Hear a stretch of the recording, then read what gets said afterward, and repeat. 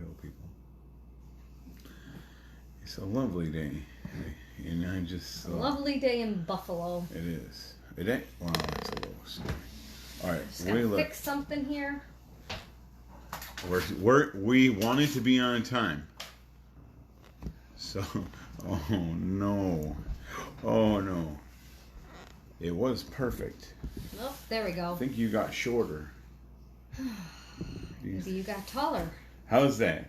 Are we All both right. in? You know, it doesn't matter if we're both in here because someone's gonna say one of our heads is missing, or our mouth is off, or yes. something.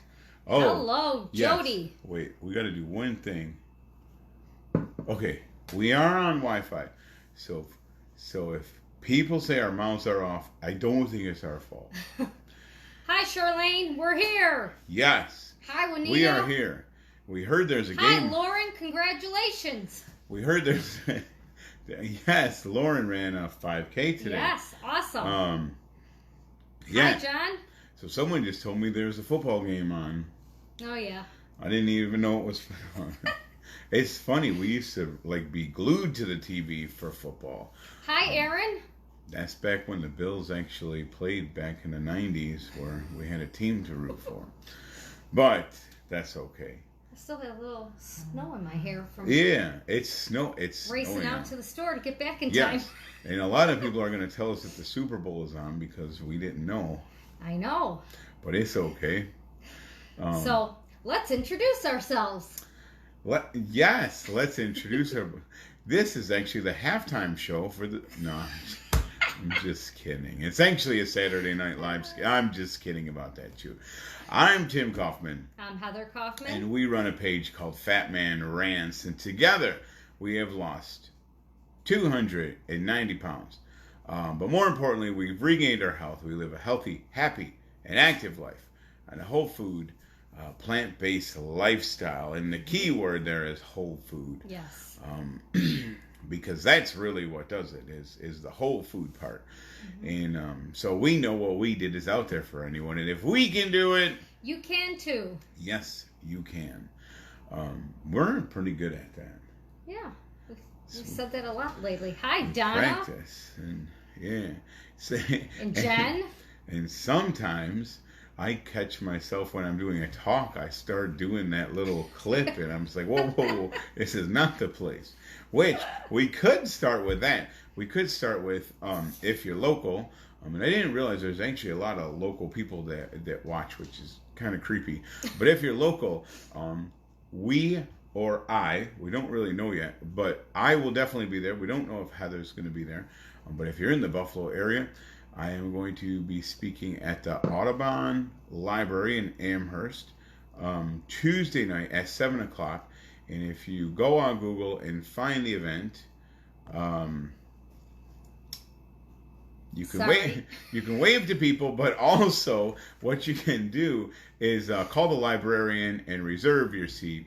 It's 100% free, but I think there's only 100 seats, and I don't know if it's full yet or not, or if it will be full. So go ahead and try to do that. And the other thing we should talk about, I actually just texted Dr.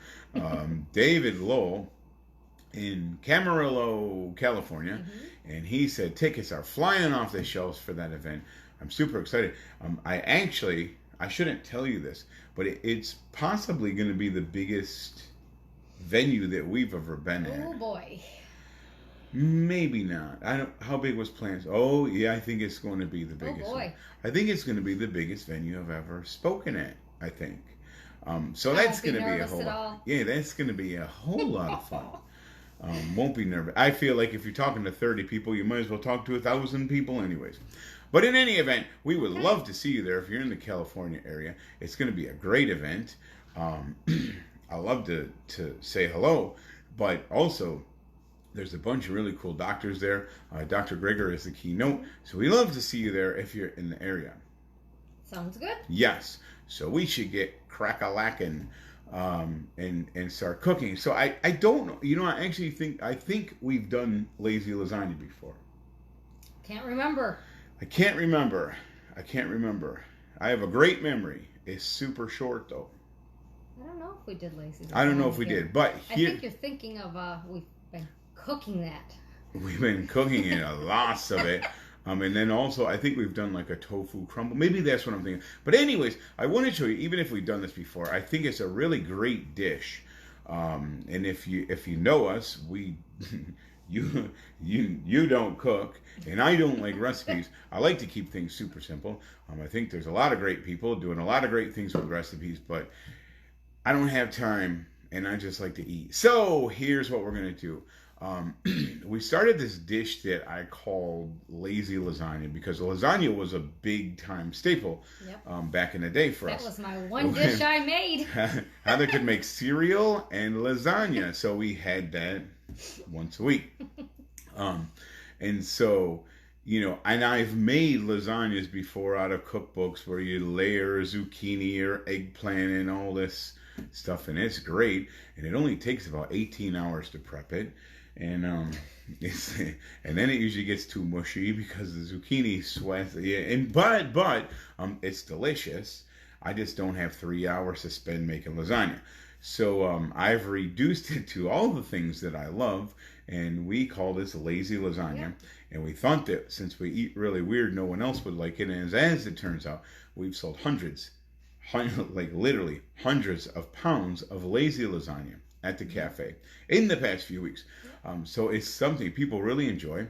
My favorite part about it is we have people coming in that have never eaten tofu in their life. And honestly, they probably, if we didn't tell them there was tofu in it, they probably wouldn't even know. So it's a gateway to tofu is what it is. Hi, Michelle. Yes. Tanya says, let's get crack-a-lackin'. That's my word of the day. Let's get cooking. Okay. Let's go. So I forgot to get the tofu out. And yes. Here we go. And my hand has a big, huge cut. I gotta back up. Ugh. Yes. And I've done extensive prep work today. I'm going to get my tea out of the way. I've done extensive prep work today. I even cheated and cooked the noodles, but I'm going to show everyone what kind of noodles they are because everyone's going to ask anyways. So I actually pulled the box back out of the garbage so we could talk about them. I have an onion here and a knife somewhere. So all I'm going to do, I have a red onion. We use red onions for almost everything. I'm going to take my red onion. I'm going to very lazily, because this is lazy lasagna, so I'm going to be super lazy. And I'm going to dice this onion up. And I could have done this earlier, but I have to do something. I mean, it is a Super Bowl, right? Right.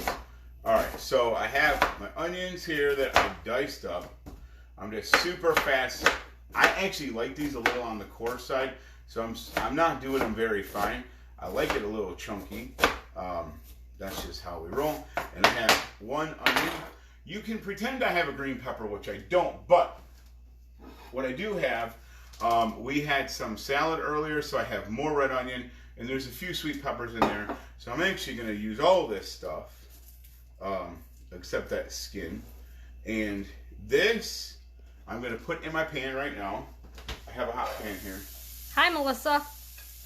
It's just a no-stick pan.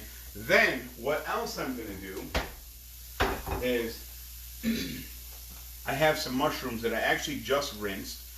Again, because we're so lazy when we cook, these mushrooms, I want them like kind of big again, but I don't want these giant things. So I'm going to just take my knife and I'm going to just actually run it through. And what I'm trying to do actually is picture a little tic-tac-toe sign. It's a hashtag, and I'm trying to picture a hashtag, and I'm just running my knife through here. And what that's going to do is it cuts the mushrooms up in chunks, but it doesn't make them so small, and it only takes 4 cuts because we're lazy. So now I'm going to put my mushrooms in here, and I'm going to kind of leave those go for a little bit. I should cover them. Yes, I got a lot of bananas today at the store. Marked down. Yes, and what you can't see is we have 45 pounds of bananas at the shop. So we have a lot of bananas to cut. Okay, now all that is onions, peppers, mushrooms. I have a cover over it, and I'm just letting that go. And now I'm going to make my ricotta. So here's how I make the ricotta. I'm not going to make a mess. I should do this. Hold on. Hold yes, on. we're going to do that over the sink tonight. We learned our lesson. The house got cleaned for company, so we want to keep it that way. Yes. Okay, so we learned our lesson, but not the whole lesson. Because I want to show people. So all I did is over the sink, I took my knife and I just scored the edges of this. Again, get grossed out if that's what you got to do, but I want to show you. I could use this one. Thank you, Joy. I take my fist and I just kind of crush the tofu from top to bottom, and I'm kind of rolling my fist down here, okay? And you've seen me do this before. People laugh at it, but you know when no one's looking, you guys do this too. I kind of crunch this whole package up. I give it a squeeze. I'm squeezing at the top and kind of wringing it down right in the package. I know. Thank you for all the messages before you even send them to me. I know there's tofu presses. I know you can put it between two plates. I get all that. But we're lazy. This is lazy lasagna. So this is actually pretty wrung out. I don't want it that dry anyways, because I'm not making crumbles out of it. So now, there's my drained lasagna, or my drained tofu. And I'm just going to get a fork and I'm going to just start kind of crumbling it up with my fork. Then I'm going to very quickly go back. Yes, Pat. What's wrong? It's actually, isn't that actually extra firm, correct? Yes, extra firm. That's the way to roll.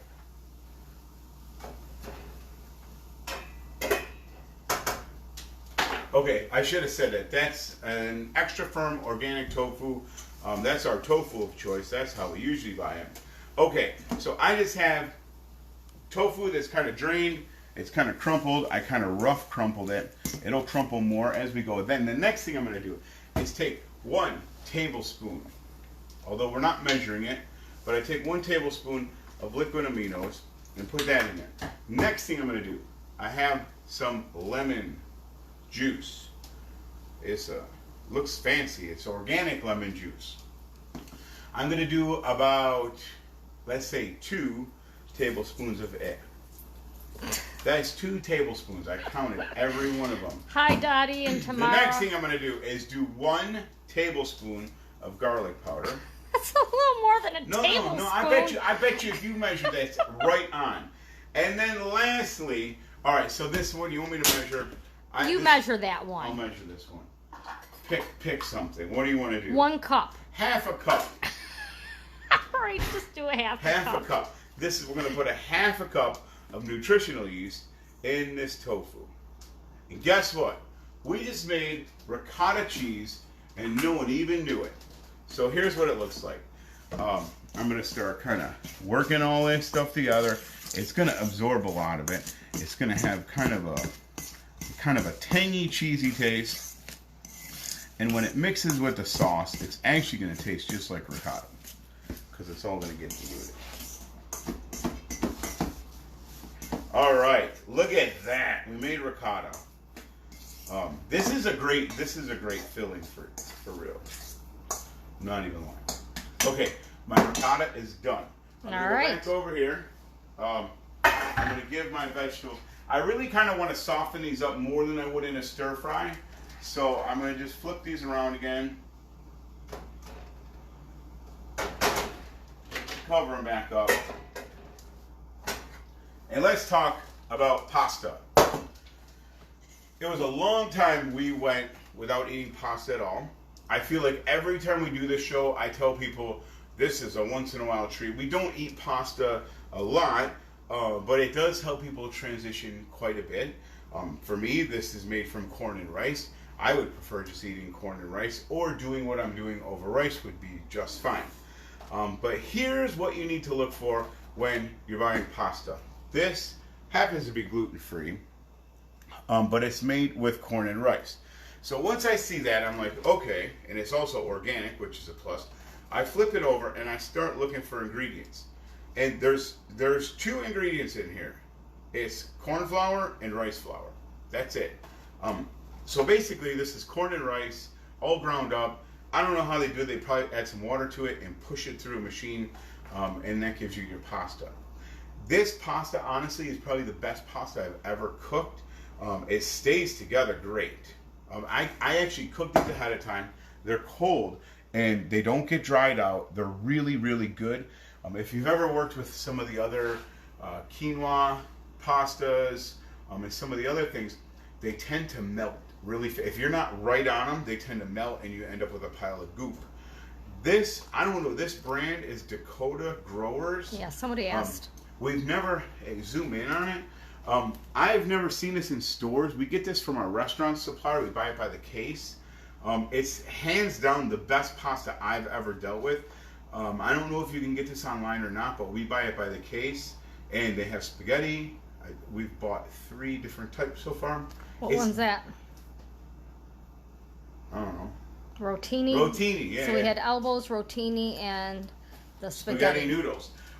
So normally I would have cooked this, okay, and then I would have drained it, and then it would have been warm. So I don't really know how this is going to work. So I'm going to go ahead and add this into my pan right now, just to kind of give it a little heat. It's not exactly cold, but it's not warm either. So I'm putting my noodles in here next. And I'm just going to throw, okay, now I have to make my marinara sauce, which is super easy. I start off with a can of tomato puree. If you can find it organic, you should do so. This happens not to be organic. This sauce is really complicated. I'm going to take my ricotta cheese and I'm going to put the sauce right in there. Right? Your not ricotta cheese. My not ricotta cheese, my tofu mix that's going to fool people. Okay, now this is where it gets really complicated. I'm going to take some Italian seasoning, about 2 tablespoons, because you know how to get. So, Italian seasoning. This has parsley, basil, and oregano all mixed together. It's pre-mixed for us. So we don't have to do anything other than that. And then, of course, since it's Italian, we're going to put another 2 teaspoons of garlic powder in there. And then, watch this. I got to hurry up because I'm going to get burning. So once this is all mixed, that Heather zoomed right in, I have a really nice marinara sauce with that tofu crumble. And now I'm going to mix it in to my already cooked veggies and my heated noodles. So here's that pan. Then all I have left to do is turn my heat down, give it a nice stir.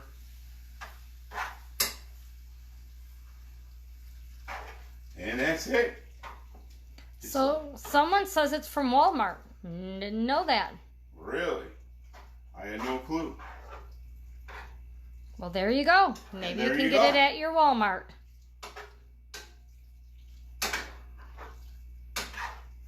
All right. Heat's off. Oh my goodness, this actually smells so delicious. Oh, I suppose I'll have to have some tonight. So watch this. Check this out. Boom! There it is. Look at this. Look at it. Come on. Who wouldn't eat that? It's quite lovely. And I would like some. Okay, now hold on. Stay there. Stay there. Oh. So now what we're gonna crank this up a little bit. You serve your lazy lasagna with a nice bed of greens or whatever. And I just want to show people how it really does make a really nice dish. I mean, I'm kind of sarcastic a lot, but look at, if a dude or gal is transitioning, this is the plate right here. Hold on, you guys want to make it Instagram worthy? We just do this when we're done, around the white part of the plate. Bam! All right. Look at that.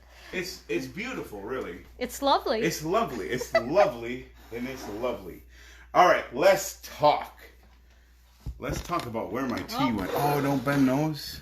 Oh, we'll be. Tea. No, you have to redo all that. Nope, I think it's perfect. No, it's perfect. Can we go back just a little bit? And I feel like I'm out of the frame. In. Okay. Move in. There we go. Can I have my tea? So there you go. That is so stinking easy. I know. Everyone wants a recipe. You don't need a recipe. It's not that hard. And you actually showed exactly what you need. Just go back through Yes. and move forward, fast forward us, and get Yes. to each part and Definitely write it down. fast forward us and get to the good parts. But really, even the measuring, guess what? Even if you're a teaspoon or even a tablespoon off of something, it's not really going to matter that much. Right. It'll still taste delicious, and if you taste it and you're like, it needs something. This probably needs black pepper. Well, put black pepper in it. Make it yours. Put anything you want in it, other than like grape jelly or something, or rescue bananas. But it's a great dish. It's a fast dish. It's something you can make so fast. It's easy. It's easy. Yes. Easy and for lazy people. It's lazy. Be lazy with cooking your food, Yes. but not lazy with other parts of your life. Exactly. Yes. Are you ready to talk? Nope. Not ready to talk because I don't know what you're going to say. So, we had a plant-based meetup yesterday, which was great, wasn't it? I wasn't there. Heather wasn't there. She was playing hooky. No, I had a shop to run, a cafe to run. Heather, turns out, had a cafe to run. Well, I got to play at the meetup, and it was a great time. It was a great meetup. I would have liked to be there, but I can't be in two places at once. We should so fix I sent that. you. We should fix that. But next month, Heather gets to go, and I get to run the shop. Yep. Or maybe by that time we'll have someone hired, and we can both go. But in any event, an interesting conversation came up with someone. I shouldn't mention names anyways. I'm not mentioning names to protect the innocent. But it's this idea of a lot of people lose a bunch of weight, and it's hard to look in the mirror. So this is such a weird thing, but the reason why I'm talking about it is because I think it applies to more people than just people that have had a significant weight loss. So this is how it plays out. Maybe I'm the only one on the planet that this happens to, but for years I had trouble looking at the person in the mirror. I hated that person. I hated that person looking back. And I don't think that it's just a fat thing. I think a lot of it had to do with my addiction issues, and how I manipulated, and how my whole life was a sham, and it was just to get what I wanted. It was very self-centered, and since I knew that, every time I looked in the mirror, I did not like who I was. Mm-hmm. And I think from talking to a lot of people that it really has less to do with weight and more about learning to love yourself. And I feel very weird talking about this with all these people, but hopefully no one's watching. So I asked Heather to bring me a mirror, and I thought we'd have this really nice handled mirror, and she brought me this mirror, and I don't even know what kind of mirror that is, but it's not really the mirror I was... From Compact. It's not really Sorry, the I mirror. don't have the kind of mirror you wanted. So pretend this is a mirror with that nice handle, and I was going to wave that in front of everybody. But here's the thing. So this conversation that we had with this young lady was, we were actually talking about skin surgery, and this conversation comes up a lot with a lot of people that, for me, should I get surgery? And I've asked myself this so many times. I have a ton of loose skin. I don't know, you probably don't want to talk about it, but you've lost some weight too. Mm-hmm. So I have some. And it's a reminder, and at first, these are my scars, and this is reminding me, but then after life gets kind of normalized from losing weight, it's like, dude, I am so sick of having the belly flab and all this stuff.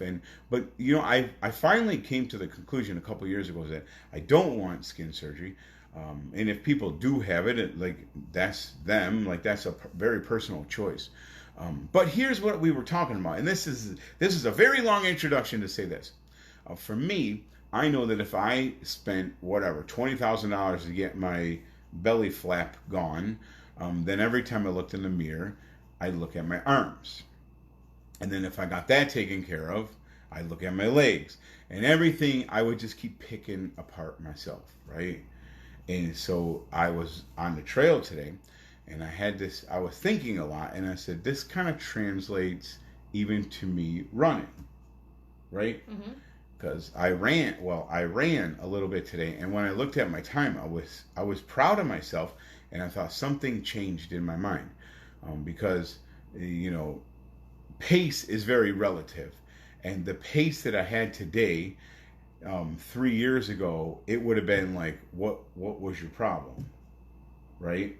And so my pace is almost double what it was last year or a few years ago. And so this whole mirror talk and accepting yourself for where you are right now, it made this conflict in my head. Okay. Mm-hmm. So here's where the conflict is. I've always told people, especially when I talk to high schoolers, that you need to look in the mirror and practice like loving yourself, like learning how to accept yourself for where you are right now. And oh man, I feel like that Saturday Night Live skit with that Gary Smalley guy. If you're old enough, yes. In fact, he had a mirror. He had a big mirror too. Oh my gosh. But there's something to that. There's something to looking in the mirror and practicing this kind of self-love instead of self-loathe. Mm-hmm. Does that make sense? Mm-hmm. But here's where the conflict is. This is a problem. Because today, it was the first time in a long time that I went out, I did 6 miles at a very, very slow pace, and I was proud of myself. And I'm like, we should investigate that. But here's the problem. For years, say 10 years ago, I was happy. I wasn't happy with where I am, but I didn't expect any more out of myself. Like, this is where I am, and there's nothing I can do it. So I could get away with not trying hard because that was my expectation. Mm-hmm. But today, when I went out, I knew I did the best I could, and I was proud of that. And we tell our kids that, like, mm-hmm. Okay, you didn't get a very good grade on the test, but you did your best. Right. Well, this is where the conflict comes in. I don't ever talk about complex stuff. This stuff is super easy. It's like lazy lasagna easy. But this is a little different, okay? Because we have to get inside our own head, and it's a judgment call. And our self is always kind of talking us out of being uncomfortable. And this is what I mean. I went out today, I did my best, and I was proud of that. Very proud of that. And my pace didn't matter. But there's people that use that and they say, I'm doing the best I can. And once you tell yourself that enough times, some people are just kind of coasting, and they're not really doing the best they can. They're telling themselves they're doing the best they can, but they're not really doing the best they can. And the problem with that is you are the only person that knows if you're really kind of exaggerating that. Right. You know what I mean? And I thought about it. I'm like, well, how am I going to talk about this? How am I going to tell people, be proud of where you are? Be proud, forget the numbers, forget the results, and be proud of how hard you work and how consistent you stay.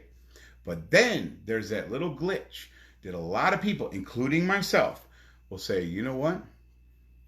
I'm doing the best I can. Right? And you can convince yourself that you're doing the best you can. So it's this conflict.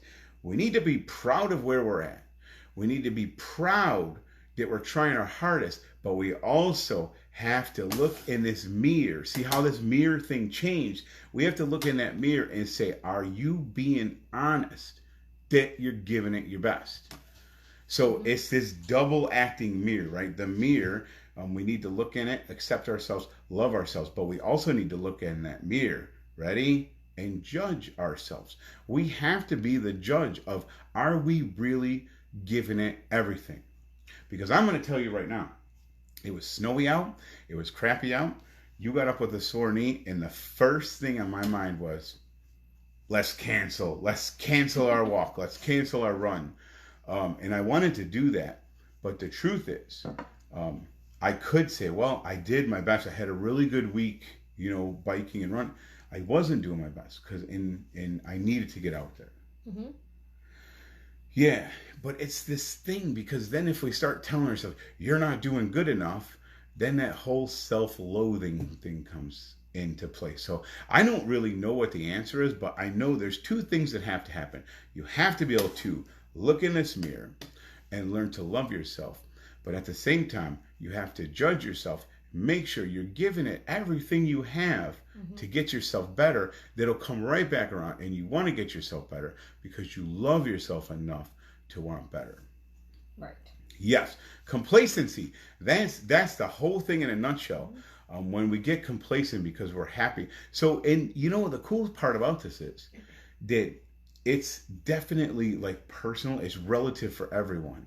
So for me, at my 14-minute 30 pace was just like it used to be running a 9-minute pace. I was putting out that same effort. And that's where I need to judge myself. Not what my watch says, but how much effort am I putting into it to get myself better. Right. And those 9-minute miles will come back. I'm sure of it. As long as I don't get complacent and say, well, this is the best I can do. Right. Right? So it's a weird thing. It was a very weird rant. That mirror can go two ways, right? Like Donna, and yes, Donna, attitude adjustment. Very good. What do you have to add to this conversation? I don't know. Not Self-talk. How about self-talk? We're not going to talk about that. No? Nope. But okay, then I'll talk about it for you. I knew you would. So I'm going to be in big trouble for this, but we won't mention names or events that happen. But let's say hypothetically. Just say it. Really? All right. Let's say hypothetically, you're making something. You're in a super, high stress job, getting a cafe open, a plant-based, no oil cafe open. And you're going to make croutons, and then all of a sudden you forget about them, and there's black smoke billowing up the walls. I was going to protect you from this. But this is what I noticed. What you tell what happened? No, you don't have to tell people that you almost burnt the place down, but don't go saying that. No, she burnt toast. Like, it wasn't a big deal, and that's the well. It wasn't a big deal, but it was a big deal at the time. Okay, but what made it a big deal? Because I was very flustered. I was very upset with myself, and kind of panicked a little bit. Yes. As to what to do. Yes, but one thing, and I'm going to be in big trouble for saying this, but I think this is important because this is real talk. Okay, this is real talk, and you do this so much yourself, and I'm constantly catching you. You start this whirlwind. You are on cloud 9. Everything's going good, and then one thing messes up. And what do you typically do? Get very upset with myself. You get upset with yourself, right? And you start saying, "I'm this and I'm that, and I shouldn't, couldn't, wouldn't, didn't." And this whole, and I see it all the time. It just sucks this like happiness like right out of you. It's toast, right? It was toast. And I do this too. Even with running, I look at my watch and I'm like, seriously, it took that long to run 6 miles, and then it just starts. It starts this whirlwind of like, I'll never run again, and my foot's so bad, and it's never gonna come back. It's never gonna. And you get into this pity party of this self-pity and then self-loathing. I feel like I've used the word self-loathing, but it's true. Like, because I watched you do it. Like, I watched you do it, and it's toast, right? Right. And what happens is we take a situation that might not be the best situation. No fire alarms went off. And it didn't smell like chicken poop. Thanks. That was. So I have to say, yes, I was quite upset with myself that I actually burnt toast. I mean, yes, it could have been worse. It was toast, but still, I wanted everything to be nice and going nice and easy and getting ready to open, and it just had to happen at that time, and yeah, I was upset with myself, yes. And then after the smoke started to go away. After you could see in front of your face. And then my very first customer came in and said, smells weird in here. Yeah, what smells? Or what smells? And I said, oh, I burnt something. Toast? I said, yep. Oh, that's okay, he said. I said, well, thank you. Well, at least it doesn't smell like chicken poop in here, And so then my friend went on about a rant about chicken poop, but it made me feel better. But what happens is a situation that is a little bit, well, okay, you screwed up. It got 100 times worse when the cycle starts, and we get so emotionally tied to that. It's like it's not helping the situation at all, and that's the conversation we had. Yes, that, I should have. It's not helping anything. So it wasn't a big. Well, it was a big ordeal at that minute, but yes. I should have. Instead of freaking out, I should have just tried to calm down a little. Well, let's say that. Then even in big ordeals, even big screw-ups, nothing good comes from you. I am such an idiot. I can't do that. Like, nothing good is going to come from that, I know. Not you. I'm not telling you. Well, I'm telling you. So maybe I did say it. Yes. But Lindsay actually brings up a good point, which is the first thing that came to my mind is, how would you feel what if it was me? Well, I wouldn't say that. What if it was one of our friends that burnt the croutons? Would it be that big of a deal? No, it was just, it's just, you got distracted and it happened. So we do need to give ourselves a break, like for someone else, Mm-hmm. So that's some good advice, Lindsay. But anyways, listen, we got to get out of here. We're not going to watch the Super Bowl, but it's early and we have lazy lasagna to eat. Sounds good. Sounds great. So give yourself a break this week. Yes, and see, let's go back to that. Give yourself a break, but don't let yourself off the hook for not trying your hardest. Right.